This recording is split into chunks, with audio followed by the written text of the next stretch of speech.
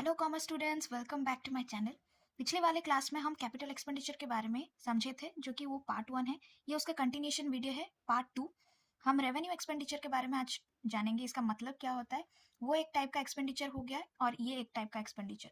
तो मैं ऐसे पहले आपको कुछ इसका आइडिया दे देती हूँ। रेवेन्यू एक्सपेंडिचर क्या होता है।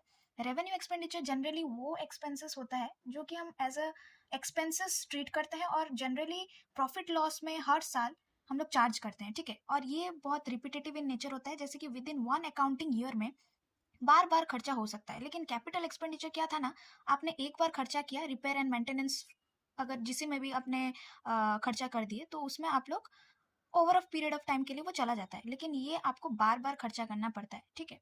चलिए इसको ब्रीफली समझते हैं। रेवेन्यू एक्सपेंडिचर का मतलब, revenue expenditure is an expenditure incurred in the normal course of the business and the benefit of which is not carried over and several accounting period। ये जनरली हम लोग रेवेन्यू एक्सपेंडिचर को as a expenditure मानते हैं, जो कि normal course of business में बार बार ये होता रहता है और ये बेनिफिट के लिए ही जरूरत है। अगर एक बिजनेस है, ठीक है, उस बिजनेस में एम्प्लॉयज तो होंगे। अकेला बिजनेस बना लेने के बाद तो अपने आप तो नहीं चलेगा ना, एम्प्लॉयज चाहिए, वर्कर्स चाहिए। तो एम्प्लॉयज को आपको सैलरी देना पड़ेगा। तो उस वजह से आपको ये क्या हुआ, मंथली बेसिस हो गया ना, तो रिकरिंग हो गया, रिपीटेटिव नेचर में हो गया। और ये with in one accounting period में होता है, ना कि सेवरल अकाउंटिंग पीरियड्स में, ठीक है। अब चलिए इसका कुछ कैरेक्टरिस्टिक्स के बारे में जानेंगे। Expenditure incurred on day to day conduct of the business. ये डे टू डे बिजनेस में जितना भी खर्चा होता है उस रिलेटेड में ये रेवेन्यू एक्सपेंडिचर को इंक्लूड किया जाएगा, ठीक है। आपका कोई टैक्स हो गया, ठीक है, इंश्योरेंस देना पड़ता है, इंटरेस्ट प्रोवाइड करना पड़ता है, तो उसमें आप रेवेन्यू एक्सपेंडिचर में ऐड हो जाएगा। Periodicity for one accounting year, इसका पीरियोडिसिटी क्या है, with in one accounting year. Several accounting year के लिए ये नहीं होता है, ठीक है।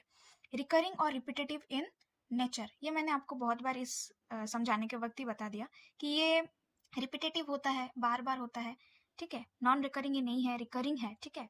Incurred to maintain earning capacity of the business, ये क्या हो गया, अगर आप नहीं करेंगे ना कुछ इसके मतलब, जैसे कि ये अगर इनकर नहीं किया गया ना, तो आप अर्निंग कैपेसिटी मेंटेन नहीं कर पाएंगे बिजनेस का।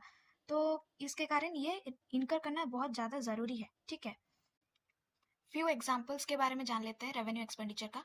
Wages and salary paid to employees, महीने का सैलरी आपको प्रोवाइड करना पड़ेगा। एक बिजनेस में अगर एम्प्लॉय है, उसको महीने का सैलरी प्रोवाइड करना पड़ेगा, वेजेस देना पड़ेगा वर्कर्स को, ठीक है।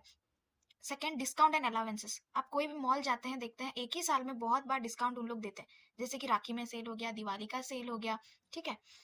फिर डेप्रिसिएशन ऑन फिक्स्ड एसेट, हर साल एक फिक्स्ड एसेट्स पे डेप्रिसिएशन चलता है। डेप्रिसिएशन तो लगेगा ही फिक्स्ड एसेट में, एक एसेट तो सालों भर नहीं चलेगा, उसका कुछ एफिशिएंसी कमेगा तो डेप्रिसिएशन लगता है, ठीक है।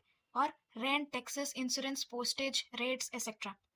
आप किसी के घर में भाड़े में रहते हो, महीने का तो रेंट देना पड़ेगा, तो उसको भी हम लोग एज ए रेवेन्यू एक्सपेंडिचर में कैलकुलेट करेंगे, ठीक है।